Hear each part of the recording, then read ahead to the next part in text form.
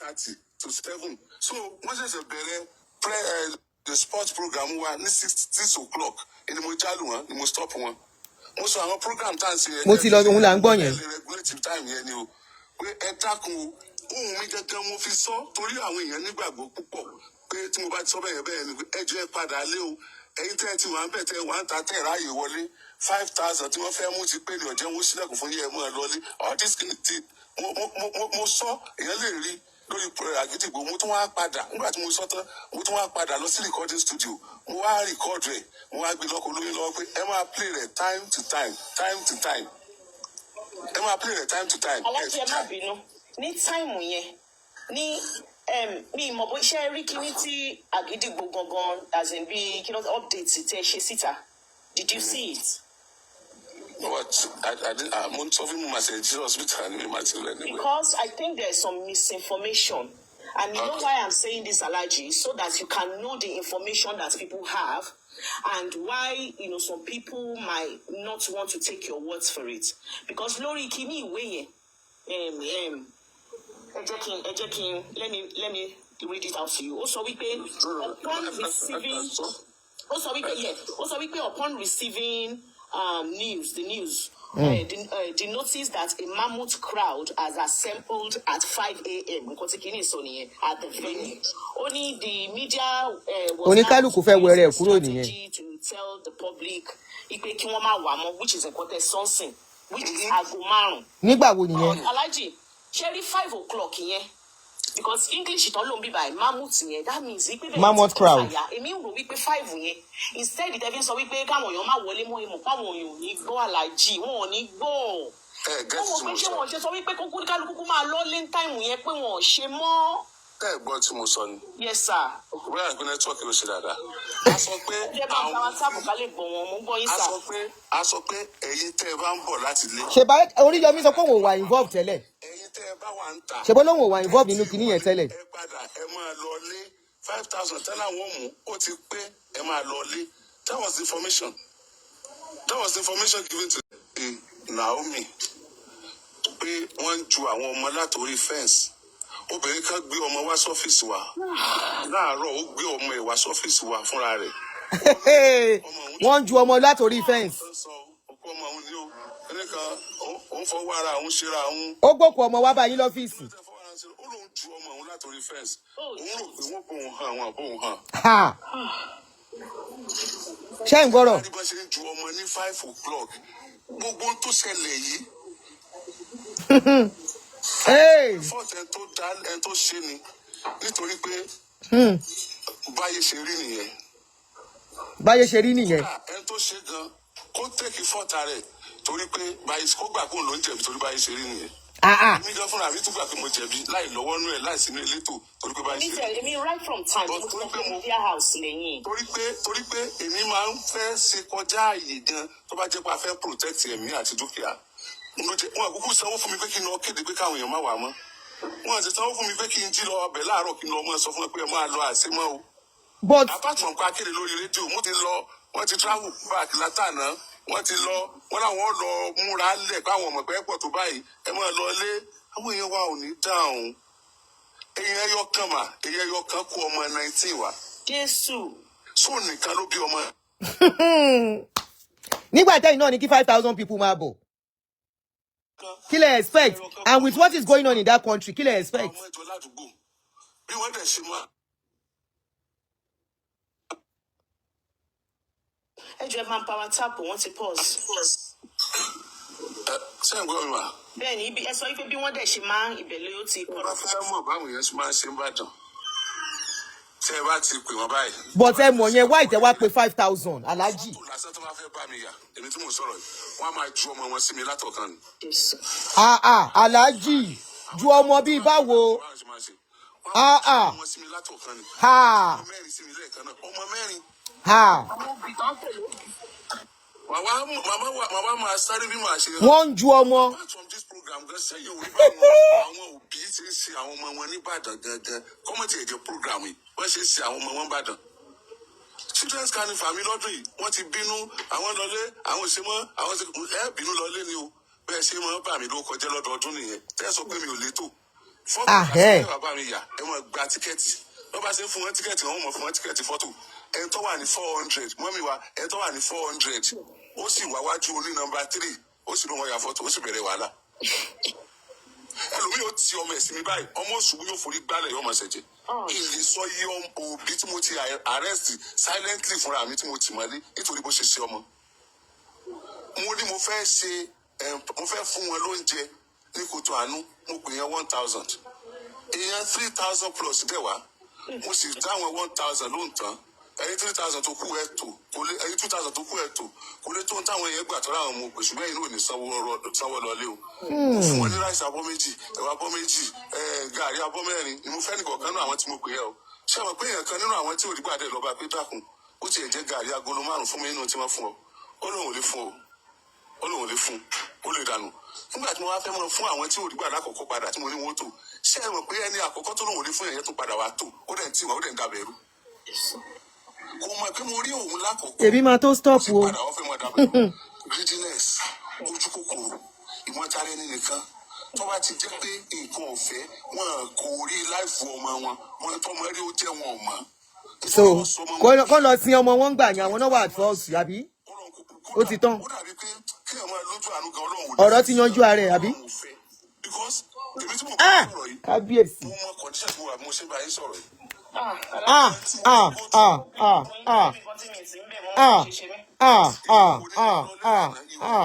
ọmọlúwàbí wọn sásọ kankan láàrin wọn lẹ́yìn bọ́ksà àti jíìnì mi kékeré.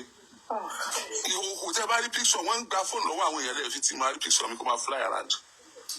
I was wọ́n sunkún bí ọmọ kékeré ni àtọlọ́pàá àti road safety àti ọtúmọ̀ ni wọ́n rẹ̀ mí táwọn òbí yẹn gan ń rí mi táwọn gan bú ẹkún tí wọ́n ń sunkún. ìwé tí àwọn èèyàn wá fi ń ṣe wọ́n ṣubú léra wọn ìsìn bẹ́ẹ̀ o mo dẹ̀ sáré débẹ̀ àwọn tó ṣubú yẹn jẹ́ àgbé wọn mo dẹ̀ ń gbé wọn. ó mà ṣe o. ẹ̀sìn náà tẹ̀ ṣubú sì tún rọ́ọ̀ṣì wá wájú èsì tó ń tẹ̀ wọ́n ìdí nítorí tẹ́ kí ni nǹkan náà ti fẹ́ fún wọn. Kábíyèsí Elédùmarè poverty ò dá o poverty ò dá o. padà ojú kòkòrò ìwà burúkú tó wà nínú ẹlòmíì kan tó yẹ pé Ọlọ́run fi dá Ọlọ́run fi ṣe bó ṣe ṣe kí ni ń tà wá láàmú wàláì. I pity the woman I pity her and I even pity myself. ẹ ní ṣe bẹ́ẹ̀ mọ́ mo sọ mo ní tó jẹ́ kí n máa gbowó children carnival tí mo ṣe lágídígbò mo ní mo fi ń regulate ẹni owó tí mo fún ẹ mo lè fún ẹ lọ́fẹ̀ẹ́ wọ́n tí n bá fowó sí wọ́n da gbogbo ẹ̀rù wọ́n ti yọ géètì fẹ́ǹsì mi fẹ́ǹsì géètì àgídígbò bó ṣe nípọn tó yẹ wọ́n yọ wọ́n ti tì ó ti fẹ́ ṣubú lu àwọn tó wà nínú ilé ìjọ náà kí n tó mú kíkí ní ẹ bá lé wọn tí mo lé wọn dànù nígbà tí mo fi padà wọbẹ̀ géètì yẹn ti fẹ́ wó lu àwọn tó wà tí ẹ̀rí géètì ti fẹ́ wó ni bàtà tí géètì yẹn tó wó géètì tó ní òní wọ́n rọ̀ wọlé wọ́n àmọ́ tẹ àwọn tó wà nínú tó ti wó lu yẹn wọ́n mọ̀ tẹ̀ wọ́n mọ́lẹ̀ nítorí tí wọ́n fẹ́ they don't care life ò ní ìtumọ̀ sáwọn táwa gan care no ìgbà tí my own is ẹni sùúrù ẹ jẹ́ kí n lo àkíní ìgbà tí Oríyọmí ti ní experience gbogbo kíní yìí ó yẹ kó sọ fún Naomi pé èrò ti pọ̀ jù tó fẹ́ ṣe yẹn ti pọ̀ jù ẹgbọ́n kan tó lóun náà experience fóun ara òun pé wọ́n á máa ju àwọn ọmọ sóhun then why tó wá tí ò wá sọ fún wa pé I can't be part of this 5,000 is too much to handle. ẹ̀yin ará Ìbàdàn bẹ́ẹ̀ níṣẹ́ mú yín tó ẹ̀ ń ju ọmọ torí ìjẹkújẹ torí oúnjẹ tẹ máa jẹ lọ́jọ́ kan tá lọ́mọ ẹ wá kú báyìí.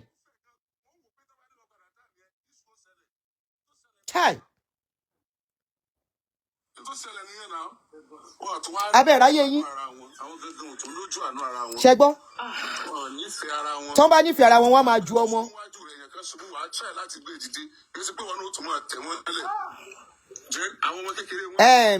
Kuli, it seems all of you are not getting the real issue. This is not about the case of safety, security, about the case of safety.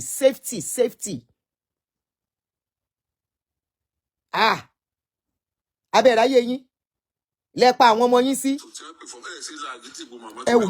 15 minutes time, ma stop. Àwọn àgbàlagbà yẹn náà dẹ̀ ṣubú tí wọ́n bá ti ṣubú báyìí àwọn ọmọ kékeré ọ̀fẹ̀sẹ̀ kọ́ wọn. Màmá ṣẹ̀wọ̀n pé yóò fọ́nì sí pé nígbà tí wàhálà yẹn ṣẹlẹ̀ á bá àwọn ọmọ oṣù 2, oṣù 4, ọmọ ọdún kan níbi kan tí wọ́n kó wọn sí wọn tó 7.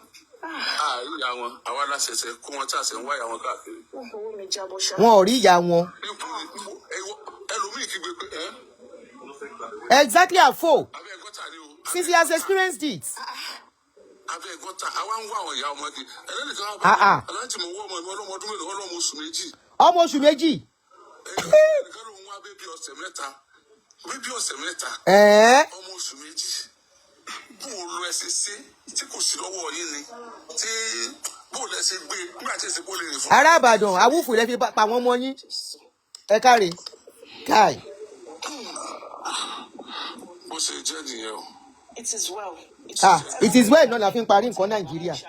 It is well. Ìtọ́jẹ́ kí n pè wọlé ni ti àga tí wọ́n ń wà yẹn gbàga. Because àwọn èèyàn ní kò sága bẹ́ẹ̀. No, ṣé àríbi tẹ́ ẹ rí yẹn wọn àti ìdèbí venue sẹ́. Orí kọ́ báyìí gbogbo orí ni ó dà pé wọ́n ṣùyàn jọ bí ẹgbọ́n kó ṣùṣù ọwọ́ jọ báyìí. Venue kọ́ yẹn wọn àti ìdèbí venue. Àga 7,000 ló gbà 7,000. Wọn àti ìdèbí venue. Alhaji ní àga 7,000 náà gbà. Ṣé wọ́n lè fún one picture ẹ̀ka rí bẹ́ẹ̀? Wọ́n ní àga 7,000 náà gbà. Kí ló ta rí picture ọ̀bí tán sẹ́ẹ̀tì tán ti fẹ́ ṣe pàtìkì níyẹn gangan tó bá yẹ pé àga 7,000 náà gbà lóòótọ́. Kí ló ti picture ọ̀bí tán gbé àga yẹn síta rí kó surface online. Kí ló ta rí kó surface online. And Alhaji láwọn ti experience kìíní. Kí ló ti pé Alhaji ò fẹsẹ̀ múlẹ̀ pé no, I won't be part of this. 5,000 is too much.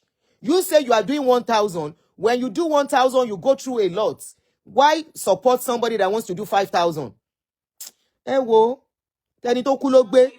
Nothing more when they were trying to come out that was when the stampede happened. No, not at all. Not at all. Not at all. Wallahi, not at all. Wallahi, not at all. Anyway.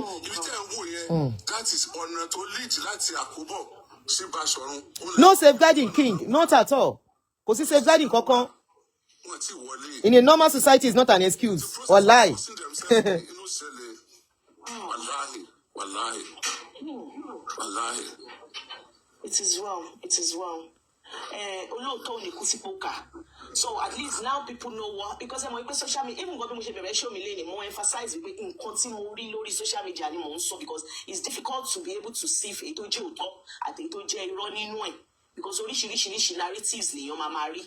So we actually thought that they were already in the venue, and that was why I'm thinking, why were they allowed into the venue in the first place? So I thought before to Timori was inside because if information will pay, somebody said that place can contain 8,000 people. 8,000, long. 8,000. You are not talking of 800, 8,000. Anyway, I mean, energy for argument. Abiola má ṣe kíní kan jẹ́. Ṣé mo blame Oriyomi ni? Ṣé mo blame ẹ̀sìn ni? Mo nígbà tí Oriyomi sọ ó mọ̀ wípé handling 1,000 is tough for him. Kí ló dé tí ó advise lady yẹn against saying she wants to do 5,000? Bẹ́ẹ̀ ni Olúmídé ó ti lọ àbó ti lọ. Olúmídé Òjó ó ti lọ. Kó ní kálukú máa lọ bí àlọ́sí wọn. They say somebody with 2-year-old, 2-month-old baby, kò rọ́mọ, 3-month-old baby, wọn ò rọ́mọ, àwọn oníjẹkújẹ. Ṣáwọn yẹn náà tún nídìí nǹkan, wọ́n lè jẹun.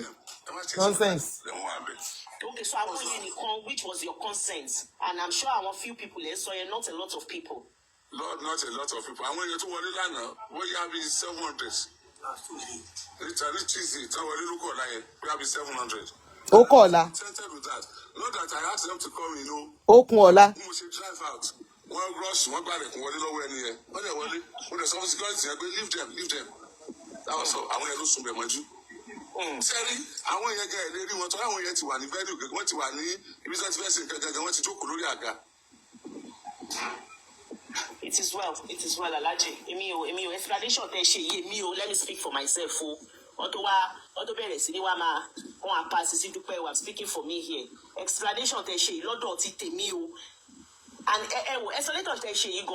I think this explanation is mainly to bail out the organizer because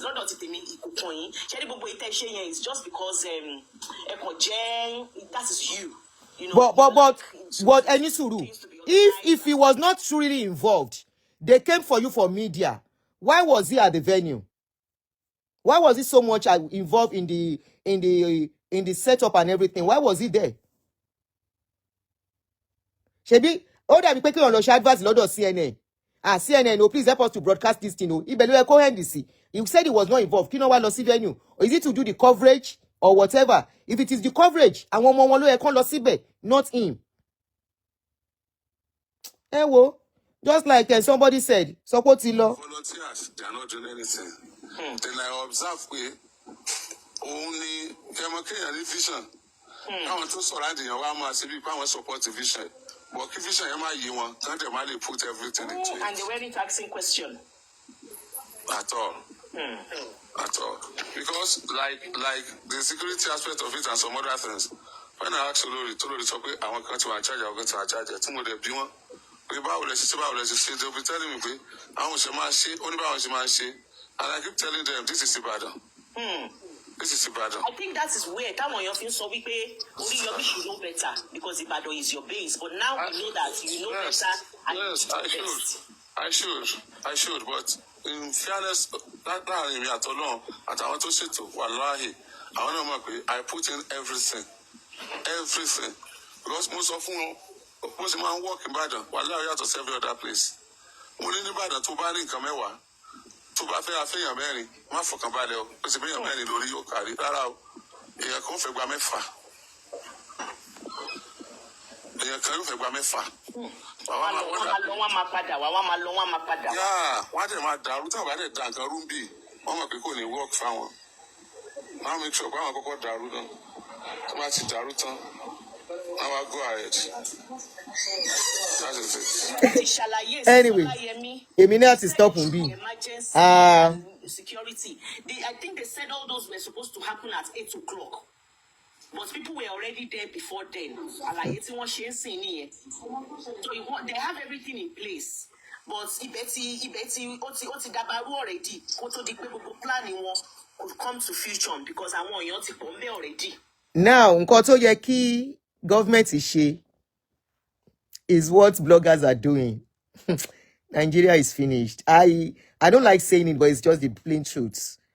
The state governments, the state police, or the police are the one that are supposed to be giving us updates. The true picture, the investigation they will have done, the questioning they will have done, the findings they will have done. But instead, the people they want to hold accountable for what has gone wrong are the one telling us. Please make it, Aunty Pari, make it make sense to me. Please, I'm begging you. Make it make sense. How somebody that is being accused of doing something is the one that will come and tell the public. How somebody that is being held accountable for something is the one that will come out and be telling us. Pé bó ṣe rí rè, bó ṣe rí rè. I don't know, maybe I'm not, I don't know, make it make sense. Because I think the law, the people that are supposed to investigate what has gone wrong, where they have messed up, where there was mistake, either by parents, by the organizers, by whoever, are the ones that are supposed to come out and tell us, hey, these are our findings. This is the lapses. These are the lapses. These are this. These are that. But instead, àwọn tí ó yẹ kí wọ́n sọ̀rọ̀ ni wọ́n sọ fún wa wípé àwọn tó yẹ kán dákẹ́ náà ń ṣàlàyé fún wa. And now every blame has been thrown to the parents. I am not absolving the parents of any wrongdoing, that they didn't do wrong. The parents are as guilty as the organizer. Okay? The parents are as guilty as the organizer. But the organizer are more at fault. The organizers are more at fault. Oriyomi knows that handling 1,000 people is a big deal for him. Ó mọ̀ pé organizing 1,000 people is tough.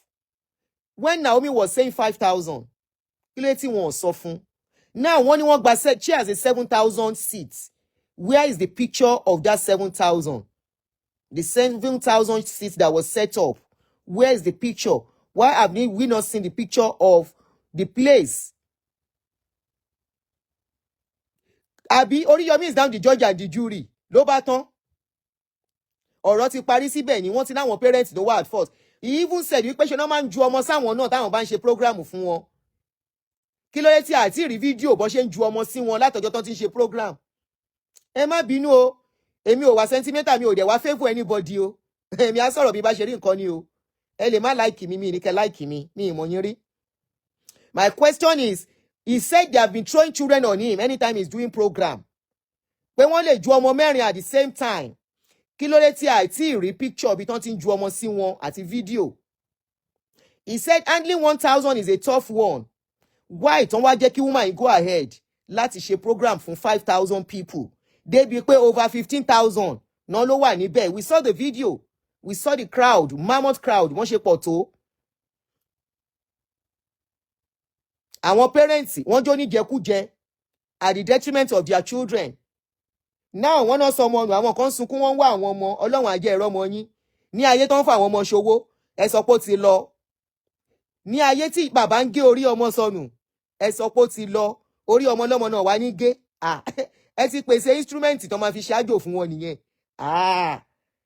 Bẹ́ẹ̀ ni ẹ ti pèsè instrument àwọn tó fẹ́ fọmọ ṣáájò tó ń wá ẹ̀jẹ̀ tuntun. Ẹ ti pèsè instrument tó máa lò fún wọn nìyẹn. So ẹ sọ pé ó ti lọ. Ẹ ń wá ọmọ níbo kí lẹ wọ́ gbọ́mọ yín lọ síbẹ̀ fún? Kí lẹ wá débẹ̀? Irú ebi wèrè wo ló ń pa yín? Irú ebi wèrè wo ló pa yín tẹ̀ ẹ̀ pògì? Kógì yẹn kó tí kìkẹ́ mú. Kẹ manage. Ìwọ̀nba búrẹ́dì kẹja sọ́fun kó dikun yín mú díẹ̀. Bó jẹ́ ìfún àwa tá wà nílùú oúnjẹ ẹ̀ẹ̀kan ni mò ń jẹun ìlédè. Tí n bá rójú ni máa jẹun ọjọ́ méjì. Tí n bá rójú ni máa jẹun méjì l'Amẹ́ríkà yìí. Oúnjẹ pọ̀ o, oúnjẹ surplus o, oúnjẹ wà nínú fíríjì o. Kí là ń jẹ nínú oúnjẹ? Ìwọ̀nba oúnjẹ kékeré báyìí la nídìí láti sustain. Ṣùgbọ́n poverty ó máa jẹ́ kẹ́ rò wípé àfi tẹ́ bá kó oúnjẹ rẹpẹtẹ.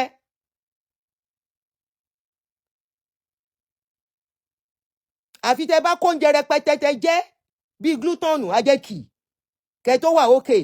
Òun ló dáfá fún pé ẹgbẹ́ kókó lọ síbi tó ti ń ṣe program. Ẹ ti ẹ̀ ṣàánú ayé ara yín.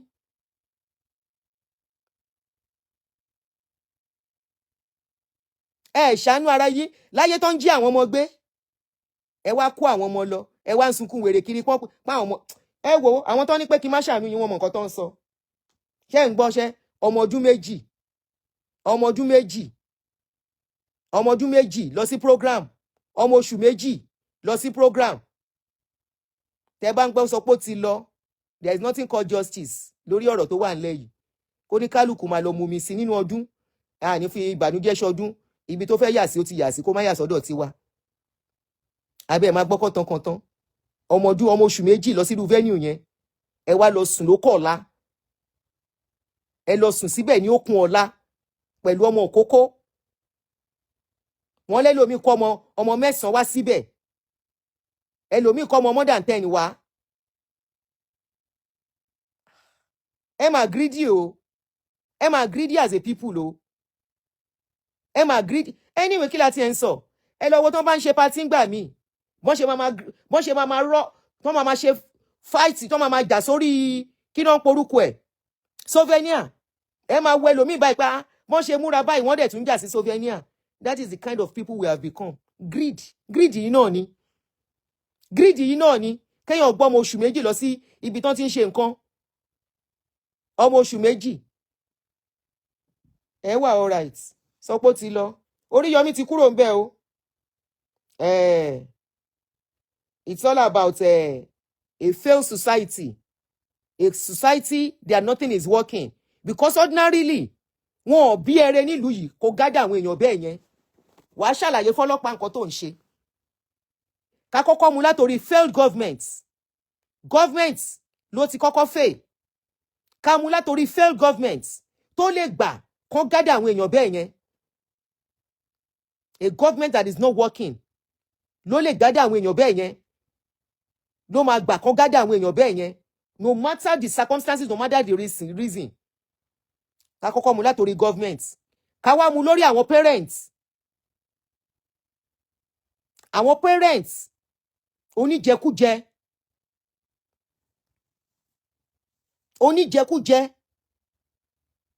Ká wá mú látorí ibẹ̀ náà. ká wá mú lórí organizer, ká mú látorí organizer náà. Everybody has a blame nínú nǹkan tó ṣẹlẹ̀ yìí. Above all, organizer ní blame èyí tó jù ń bẹ̀. I will stand on that. You want to do something of that magnitude? Where are the safety measures? Where are the paramedics, deficitosi, ambulance, that anything could go wrong? I still go back to the organizers. Knowing you are inviting almost half of Ibadan, and you are inviting children, minors, into such gathering. You should expect anything. You should have prepared for all that. But all you care about, lè sọ pé ẹ lówó láti prepare. Ẹ̀yin tẹ́ fẹ́ ṣe Christmas whatever tó náà fẹ́ ṣe. You should know you are inviting children. Anything can happen. Ẹ fi gbogbo nǹkan sí in place. So that in case so ọmọ mi lè dákú o, ká tiẹ̀ ní nǹkan kò ṣẹlẹ̀, ọmọ mi lè dákú ní venue yẹn. Ọmọ mi lè ní crisis, ọmọ mi lè ní accident. Kí ni safety measure tẹ́ fi sílẹ̀ for all that? Pé in case so anything bá ṣẹlẹ̀, how do we handle it? Nothing. Wọ́n wá ń fi kẹ̀kẹ́ márúwá. Wọ́n fi kẹ̀kẹ́ márúwá kó òkú ọmọ. Wọ́n fi kẹ̀kẹ́ márúwá kó òkú àwọn ọmọ lọ sí hospital. Ibi tí ọmọdé máa wà. Ìlú yìí, they look out for children than any other thing. Níbí. I check Agidigbo channel. I saw them playing Fuji music and laughing. And I'm like, yeah, I'm not blaming Oriyomi for what happened. Oriyomi did his job in advertising. He did his own job. But I'm like, why are they laughing in this station? Why are they playing music? If there's any music, to your complaint, sober music. And I put updates. Àwọn supporters Naomi, wọ́n ti fẹ́ kú sórí page mi. You should know me by now. Pé mi ò give a F. Bumi, Adunni will never see good thing. There are some people I am created to criticize. Bẹ́ẹ̀ ni tèmi náà bá ṣe nǹkan tí ò dé criticize mi. That is how bí ìlú ṣe ń dà nìyẹn. Bí ìlú ṣe ń dà nìyẹn. Thank you, Opeyemi. Opeyemi ṣáà sabi how to do giveaway. Nigerians will support you. Leave them like that. Àwọn elébi. Something like that happened. A magnitude of that thing happened in that country that yesterday. Mi ò rí candlelights. Mi ò rí kí káwọn èèyàn wà sober because wọ́n ṣọmọ olówó. If one of the children of the rich are to be there, in fact, the poor are going to hate themselves. That is what I have found out. The poor themselves hate themselves. So it is not about whether you have money or you don't have money. It is just who majority of us are. As long as it has not happened to us, kò sí nǹkan tó ń pè ní empathy. Ká ní ibi yìí ni nǹkan tó ṣẹlẹ̀ lánàá yẹn ti ṣẹlẹ̀. All the TV stations, radio stations, there will be playing solemn music. Ká ní ibi yìí ni, all the TV stations will be playing solemn music. All the anchors of the program, you will see them with sober reflection. Somebody said, one lawyer, imagine UK women, update for you people. Níbo ni yájíà? Oh, update fún apàṣẹ kíni? Anyway, mi ò tiẹ̀ ráyè àti join issues pẹ̀lú anybody. Tó bá update kò kàn mí. Wọ́n kọ orúkọ mi sí gómìnà ṣe bí pé mo rí wọn because wọn ò wọ́ ọ̀tẹ̀. Ká ní ibi yìí ni, all the TV stations and one anchor program yẹn, they will wear sober faces. You will see sober faces on them. Even while they are doing their program. We are not saying they should shut their station down. But you will see that sober reflection. But I see, when I went to his page, I saw them playing Fuji music and laughing. Over 30 children, minor, including a 2-year-old. Young children, babies. Wọ́n lọ lọ́jọ́ kan láàrin wa. And we carried on like nothing happened. Over 24 hours now. More than 24 hours. The only update we saw was that somebody has been... It was not even arrested. They said they have been taken into custody. Mi ò tiẹ̀ rí update. It was as if nothing happened yesterday.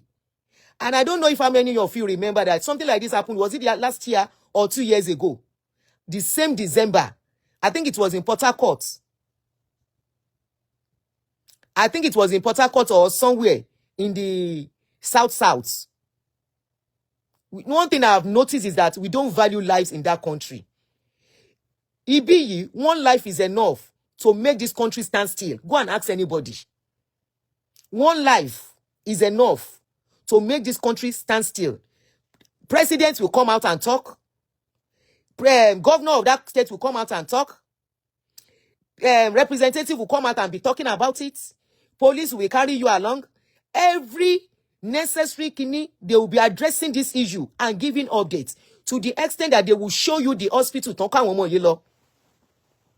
Ibi tí incident yẹn ti ṣẹlẹ̀ will be condoned off by now.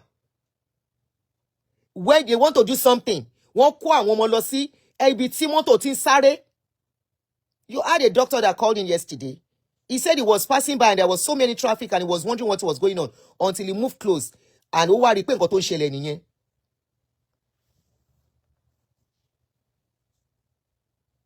And you want government to care about you when you don't care about yourselves. You want government to know that you exist. When you keep quiet, when something happens, that is the end. Because they are your favorites. And the next thing is, Ọlọ́run má jẹ́ a ṣe oore ṣe o. A mà ní ṣe oore ṣe o. Who told you pé government care nípa oore? Who told you pé government care nípa oore? Ká ní ìlú tí nǹkan tí ń work ni, what they care about is carefulness.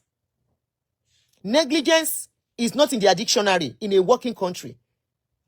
If you are negligent in whatever you are trying to do and it results to loss of life, you will pay for it. No matter how good your intentions are. You will pay for it. Not because you didn't mean good. So that others will not do it. This same thing happened 2 years ago in Nigeria. Where a lot of lives were lost. The same thing tó ṣẹlẹ̀ yìí. Ó ṣẹlẹ̀ ní Nigeria 2 years ago. Either 2 years ago or last year. December no ni. I'm trying to look for that news. I've been looking for it since that yesterday to repost. That was how Nigerians went on. No arrest was made. Nothing was done. And that was why the likes of Naomi can say she's calling 5,000 people again. Because it told Lojosi, all the people that buy for anybody, a country that does not care for life, is not going anywhere. A country where people don't have empathy. What they have is favorites. A country where what people have is favorites. They don't have what is called empathy. You go nowhere. And there is one thing I keep thanking God for. When I see things like this happening in Nigeria, is the decision I made 11 years ago. I'm not regretting it. And no matter what, I'm not going to regret it. Because I know no matter what, I marry justice to some extent. Nobody will say, if you want to let Tori alone, I know no fair share. Àmà ní ṣoore dáràn, àmà ní ṣe kinní kan.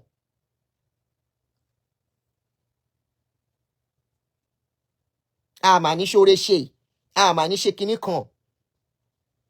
Somebody even told me, UCH, mo gbé update síta. Ọ̀rọ̀ UCH, I was even talking about UCH. Wípé there is no light in UCH for the past 8 weeks. Some people are still writing under it. Kí tiẹ̀ ní problem woman yìí. Hey, they kúrò lórí page me. Did I invite you on my page? You follow the page. Even if you see invite from Facebook to follow my page, you have the right not to follow. I am not on social media to rub your ego. I am not on social media to do nonsense. I am not on social media to clap. I'm on social media to scrutinize. No that and no peace. And you don't have to stay on my page. Sorry. Ọmọ mi fọwọ́ gbá mi lójú lánàá bí tó ti mímú kọ́tà tí ẹ ń ṣe. Wọ́n wẹ̀ ṣe gbá mi lójú nìyẹn. Ojú yẹn ń dùn mí látàná yẹn. God bless you, Adaza. Adazab. Did I call your name? Olabode. Is in Nigeria, they will say, leave them. Kosha Momo. Leave them for God. This Adunni will never see any good thing in anybody. Yes, no lights and other facilities in many hospitals. Shengbo. And that is the hospital they carry children to go. Yesterday. Ibi tó ti ń kó àwọn ọmọ lọ gan, kò sí ambulance. Kẹ̀kẹ́ márúwá nǹkan. Wọ́n ní kẹ̀kẹ́ márúwá náà fi kó òkú ọmọ márùn wá sí UCH lánàá. Kẹ̀kẹ́ márúwá. Kai. Hey, Nigeria we hail thee. Kẹ̀kẹ́ márúwá wọ́n fi kó òkú ọmọ márùn-ún wọ UCH lánàá. The next thing tó máa bọ́ta, what they are trying to do.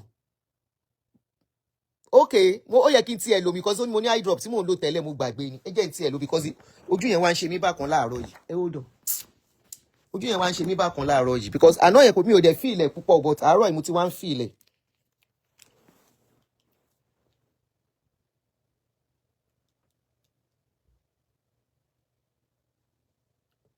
Ojú tó ń lògò tẹ́lẹ̀ ó fọwọ́ gba lánàá yẹn. Mo tì í dànù. Ó ní what did I do? Ó ní what did you not do? Kí ni tí mo mú dání dá?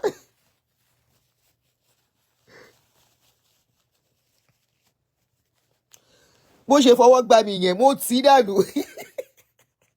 Ó ní what did I do? Mo ní what did you not do? Ó ní what did I do? Mo ní ó fọwọ́ gbá mi lójú. Mo ní but I didn't know. Mo lé mi náà mọ̀mọ́ tiẹ̀. Abájọ bú sẹ́rìn. Mo lé mi náà mọ̀mọ́ tiẹ̀ má bínú ọkọ mi. Anyways, you know, kẹ̀kẹ́ márúwá in a country that has government, 30 children, government, president ò jáde láti sọ̀rọ̀. Wọn ò mú flag kan gbé wálẹ̀ because kò kọ́ ọmọ olówó náà. 30 people, 32, kó tiẹ̀ jẹ́ 10. Kó tiẹ̀ jẹ́ 10 children. Wọn ò mú flag kan gbé wálẹ̀. Kan show àánú, kan show empathy. No oh Lord. Oh sad. Naija. May Naija never happen to us. Sweetheart, good morning. How are you? Can you please close my door so I don't disturb you guys? Sorry, I left it open. No worries. How was your night? Good. How was yours? I'm good. I slept well. What is wrong with this, Adunni? Leave my page. Leave my page. Okay, somebody said, remember TB Joshua Church incident some years ago? Many lives were lost. Do you hear anything? God bless you. That is why they continue. That is why they continue to gather, and anybody can just wake up and say, I want to do giveaway. 5,000 people. I want to do. If she stay on social media to do the giveaway, I need more than 5,000. On this social media, let us stay it on this social media to do giveaway. I need more than 5,000. Don't say you want to do giveaway. Many times, okay, I want to do giveaway. You need to see before Shema bombard the phone with me. All my numbers, no mama send the kinisi. Auntie, I am here. Let her do it on this thing, last President Obota, Kosoro. Life does not mean anything to you guys in Nigeria until it comes to your table. Until it comes to your table. There are so many ways to help, not to gather. Why involve children? Why don't you Christmas party fún wọn ni? Christmas party ro wo ni? Christmas party ro wo ni? At the safety of their lives? Think of ma ṣẹlẹ̀ ọjọ́ kan náà ló ma ṣẹlẹ̀ tó ma koyan lọ́gbọ́n. If you don't do the necessary things. 100 children got it all if you want to do. Why 5,000 children? You are not even looking at the safety concern. Next year or 2 years from now, another person will stand up again and say, I am doing giveaway. I am doing Christmas party. I need 10,000 children. And you people will keep quiet until something happens again. There was carnage, stampede, 2 years ago. Nobody was arrested. Nobody was held accountable. Nobody was held responsible. Àwọn tó kú wọ́n ti kú gbé. In Nigeria, tó bá kú o kú gbé. Nílùú yẹn. Tó bá kú o kú gbé. Ṣé gbogbo ẹ̀yin oníjẹkújẹ? Gbogbo ẹ̀yin oníjẹkújẹ. Tẹ́ sọ wípé ṣé ń ṣe wípé bóyá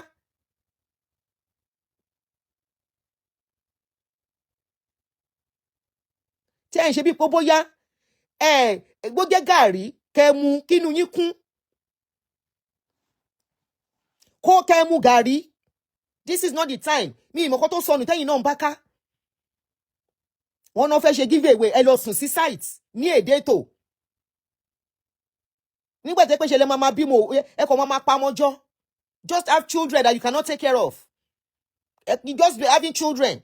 Just be having children. Just be having children. Ẹ kàn pamọ́jọ́. Okay, ṣé oúnjẹ ọjọ́ kan yẹn ló máa rescue yín from the poverty? Oúnjẹ ọjọ́ kan yẹn ló máa help yín kébi má pa yín mọ́? Oúnjẹ ọjọ́ kan yẹn just once oúnjẹ tó máa fún yín.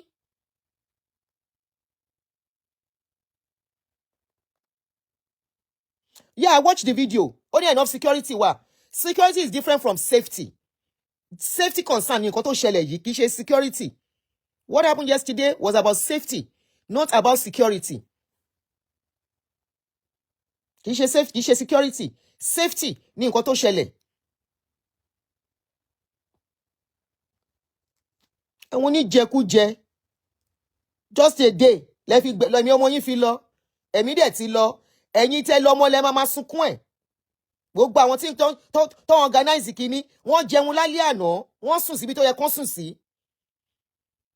As if that one give away will solve your problem. Oúnjẹ tó kan tẹ́ fẹ́ jẹ yẹn. Àwọn oníjẹkújẹ lébi.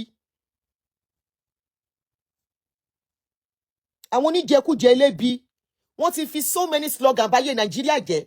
Ọlọ́run ló ń wu ọmọ. Èèyàn ń kọ ọmọ fọ́lọ́mọ. Ọlọ́run ló ń wu ọmọ. Ọlọ́run ló ń wu ọmọ. Èèyàn ń kọ ọmọ fọ́lọ́mọ. The person that said she was organizing program. We saw a video, one woman was carrying, not even one, not even two. Tó ń gbé ọmọ dání, ọmọ tó ti ń lọ, tó ọmọ yẹn ti ń lọ. Sí ọ̀rẹ́ ni gba ọmọ lọ́wọ́ ẹ̀ láti fún wọn ní first aid. Nobody to give those children first aid níbẹ̀. Bóyá ká ní majority of those children saw first aid, wọ́n lè má kú. No first aid. Wọ́n wá ń gbé àwọn ọmọ yẹn dìgbàdìgbà. People that does not even know what is first aid. Wọ́n ti ẹ̀ mọ̀ bó ṣe lè sáré ṣe anything fúnra wọn gan. Wọ́n wá ń sáré ń gbọ́ ọmọ kiri. Wọ́n fi kẹ̀kẹ́ márúwá wọ́n fi kó àwọn ọmọ lọ sí hospital. Ayé yín rè gbòòsà. And you say, and this woman will never see anything. Ṣé ẹ̀yà wèrè? Àwọn oníjẹkújẹ òṣì. Àwọn oníjẹtaṣọ òṣòro. Oúnjẹ ọjọ́ kan péré lẹ lọ sọmọ nù fún. Ẹlòmíì Ọlọ́run mọ ọmọ tó máa sọnù lọ́wọ́ ẹ̀. Àwọn elébi. Ọlọ́run ló ń wo ọmọ fẹ́. Ọlọ́run ló ń tọ́jú ọmọ. Èèyàn ń kọ ọmọ fọ́lọ́mọ. Ọlọ́run ní ká máa bí sí ká máa rẹ̀ sí. Wọ́n fi yẹn ba ayé yín jẹ́ ní Nàìjíríà. Wọ́n kọ sínú Bible fún yín. Ọlọ́run ní ká Olúwa ló ní ká máa bí sí, ká sì máa rẹ̀ sí. Ká máa ṣe kíní kan lórí ilẹ̀. Òun lè fi pamọ́jọ́. Tẹ́ apá yín ò kà. Tá bá ń sọ fún wọn pé kó yé pamọ́jọ́ wá ní pé kíní kan. Bímọ tẹ́ lè tọ́. Ẹni tí ò níṣẹ́ lápá mi tó ń ta pàrágà á máa bímọ 4, á máa bímọ 6. Láti ọmọ yọyọ, ọmọ bẹ̀rẹ̀ òṣì bẹ̀rẹ̀. Ọmọ bẹ̀rẹ̀ òṣì bẹ̀rẹ̀. Wọ́n wá náà fẹ́ fún yín lóúnjẹ ọjọ́ kan ẹ lọ sùn sí venue. Ẹ lọ sùn sí venue, a nice store. Gbogbo àwọn tó wà níbẹ̀ yóò yẹ kẹ́ cover ojú yín ní shame ni. Gbogbo yín tẹ́ wà ní venue yẹn láti lọ gba oúnjẹ. Àbí tẹ́ ní family nínú àwọn tó ń lọ síbẹ̀. You should cover your faces in shame. Cover your faces in shame. Oúnjẹ òfòwò lẹ́ ń jẹ. Oúnjẹ òṣìwò lẹ́ ń jẹ tẹ́ ilé jókòó sínú ilé yín. Kó jẹ́ gàrí. Níwọ̀nba ẹ̀bà tó máa múnú kí tí ò ní tètè digest lára ọmọ. Kẹ́ bó jẹ́ ilá lásìkò lágbára yín ká. Kẹ́ ṣe kẹ́ fẹ́ já níwọ̀nba kẹrun sínú ẹ̀. Kẹ́ fún àwọn ọmọ yín jẹ kẹ́ fún wọn lómi mu. Àwọn ẹlẹ́sẹ̀ òṣì. Wọ́n ká àwọn ọmọ ọlọ́mọ lọ pa wọ́n dànù. Wọ́n láwọn lọ ṣe party. Nígbà táwọn ọmọ yín ti kú, ṣé rí pé wọ́n rí ti yín rò? Àbí? Ṣé rí pé wọ́n rí ti yín rò? Life continues. Ní orí Àgídìgbò, tí Àgídìgbò wà involve páńpẹ́ láwọn tó invite yín. Ó yẹ kí Àgídìgbò wà sober. Mo tún sọ times 10. Ó yẹ kí Àgídìgbò wà sober. Mi ní kó má ṣe program. Program yẹn wọ́n á solemn. Ẹ lọ wo bó ṣe ń rẹ́rìn níbẹ̀. Ẹ lọ wo bó ṣe ń rẹ́rìn tó ń play Fuji music. Life continues. God bless America. Tẹ́ bá fẹ́ larí mọ́lẹ̀ kẹ́ larí mọ́lẹ̀. Mo tún sọ sí God bless America. Venue tí kíní yẹn ti ṣẹlẹ̀. Ẹ ti rí flowers. Àtàwọn tó ń mọ àwọn èèyàn síbẹ̀ o. Àtẹni tí ò mọ̀yàn o. Àtẹni tó wà involve. Àtẹni tí ò wà involve. Wọ́n á ti máa lọ drop flowers síbẹ̀. Wọ́n á máa lọ drop flowers. Àwọn èèyàn tún ti pé sírù ibẹ̀ yẹn láàárọ̀ yìí. Wọ́n á tún ti lọ pé sí venue yẹn ní àárọ̀ yìí. For that alone, you will feel loved. nǹkan ṣẹlẹ̀ sí ẹ lóòótọ́, but everybody is supporting you, everybody is telling you they are feeling the pains, everybody is telling you wípé nǹkan tó ṣẹlẹ̀ yẹn gbogbo Amẹ́ríkà ló ṣẹlẹ̀ sí.